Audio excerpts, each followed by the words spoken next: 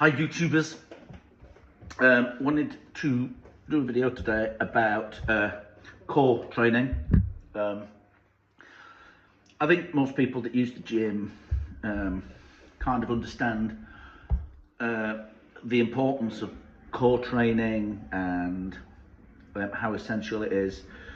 I'm not talking about the sort of thing where the endless sets of sit-ups and all that sort of a thing, which it really doesn't. There's an element of core training in it, but it's not the sort of core training that strength athletes would really want to be taken much notice of. And you know, when you listen to the likes of Louis Simmons over at Westside and those kind of people will say that, look, abs is great, but it's not really core training. As people that follow this channel will know, I'm going to Iceland at the end of the month to lift the Husafell stone, and one of the things that made a big difference to the bag carries, the front loaded carries that I was having to do was putting extra work in for core, and it made a huge difference. Admittedly, it was doing more breath work as well, and the two are really linked. Being able to brace properly, but keeping that strong core and working at getting it strong is essential. And I think for me, your core is the area, the squishy bit around your middle, kind of where your rib cage ends and your pelvis starts, because it doesn't really have a support mechanism in the form of the skeletal structure. Some people are going to say, yeah, what about your vertebrae? Yeah, they are there, but the core training your core for me is to enable the musculature to support that area under load. I follow a guy on YouTube called Ivan Djuric who made an excellent point, and he was talking about when he took 260 kilos out of the rack, I think it was, and it just felt heavy. And he says that it's, you know, essentially your central nervous system's just not going to grant you that power if it doesn't feel that the musculature that you have can support that way and protect its most vulnerable places, and that's, you know, your central nervous, your spinal cord, in that situation. And I think that's right. I also think, now that for me I've established what I think your core is, you know, your abs here at the front, your obliques, and then your erectors at the back. This might be a little bit of a controversial point, but I always think got to train them in the position that you want your core to be strong in. You know, you look at the lifts that require the most core stabilization. You know, you're overhead, you're squatting and deadlifting. I'm going to leave bench press out of it for the time being, although you do brace in bench press obviously, but those other lifts require more bracing. And I think it's essential that the majority, not all, but the majority of your core work should be done in a standing position. Whether it be doing farmers walks, which I think are an excellent core exercise that can be made even more effective by doing unevenly loaded. So you might have like carrying in one arm or an uneven load, using the kettlebell walks, that sort of a thing, or even the standing core work where we're working our obliques and working our abs in that standing position. We all know the importance of training your spinal erectors. It's one of the reasons that so many of us do the good mornings and the glute ham raises, reverse hyperextensions, normal hyperextensions to strengthen those areas. But we all talk about this 360-degree bracing, which is really important to do. Not just bracing the front as if, you know, the muscles that you contract when you think someone's going to hit you in the stomach, but at the same time as being able to brace, engage the obliques at the same time, and also turn on the musculature in your back. That 360-degree bracing is really important. It is more effective with belts, which is why we've got them.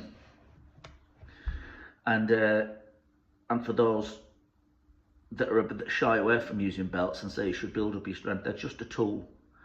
Belts are a tool, and there's a reason why so many people use them. And just because people use them doesn't mean that they've got a weak back or a weak core. It's just a tool that they use for a little bit of extra stability under very heavy loads.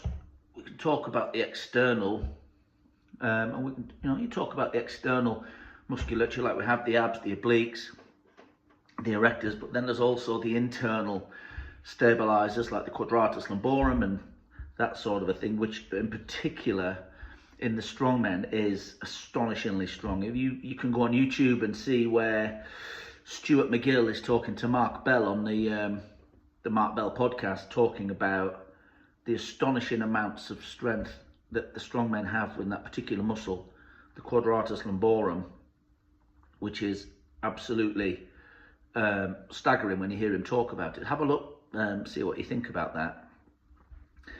Yeah, I think those things kind of laid the foundation for where I want to be, with especially moving forward towards this, carrying this stone.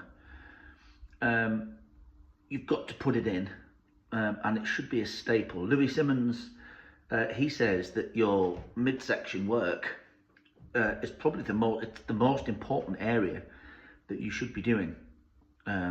It's the one that you should give the most attention to, the one that you should train the hardest at. And I think I would have to agree, simply because of the amount of work that I've been doing with it over the last period of time and the dividends that it's paid, especially in conjunction with the breath work that I've been doing to carry this bag. Got to get that in. And there's many ways you can do it. I'm not going to give everybody a list of core exercises that you can do or movements that you can do. There's so many on YouTube that you can look at, and people far more eloquent and knowledgeable than I am will be able to give you that information. However, that said, I want to give you guys some bonus information, like a little bonus excerpt. So you have heard it said, and I just want you to go with this.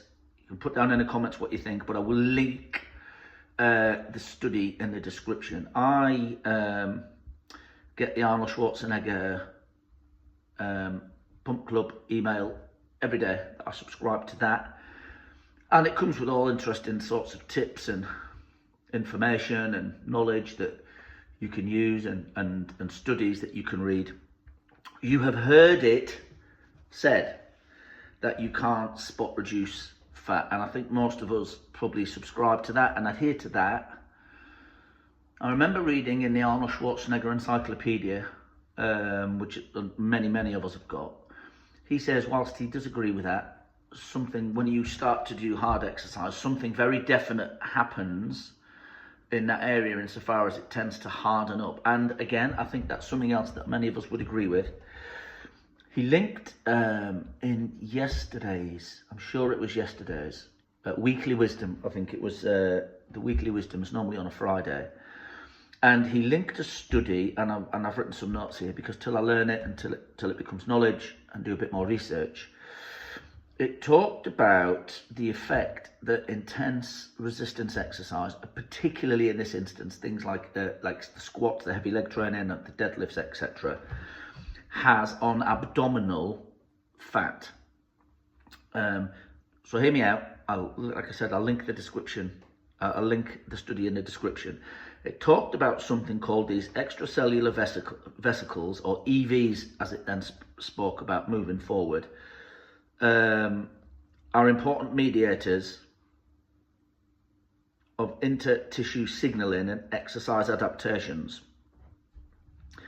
Essentially, during intense exercise, something called muscle-specific microRNA 1, RNA being recombinant nucleic acid, recombinant nucleic acid, which is in the same family as the DNA, the deoxyribonucleic acid. Ribonucleic acid is transferred to adipose tissues via these EVs. Essentially, this chemical reaction happens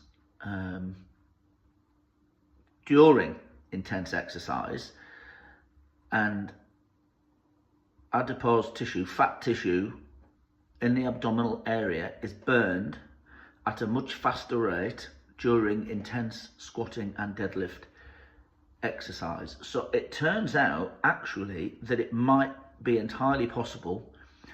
It doesn't mention to the degree or give any numbers or percentages or anything like that, just that it is something, a phenomenon that they have seen occur, and then further study is obviously required. But it does turn out that it might actually be possible to burn the fat over our midsection at a greater rate based on our exercise selection, which I thought was fascinating. But like I say, I will put a link on that. Anyway, it's just a quick one today. I'm going to try and upload more videos in the future. Maybe this sort of format, maybe showing workouts but then doing a voice over them, which I think might be useful. And we'll go from there. But anyway, I hope you all have a great weekend, and we'll catch you next time. Stay strong, and I'll see you next time. Bye bye.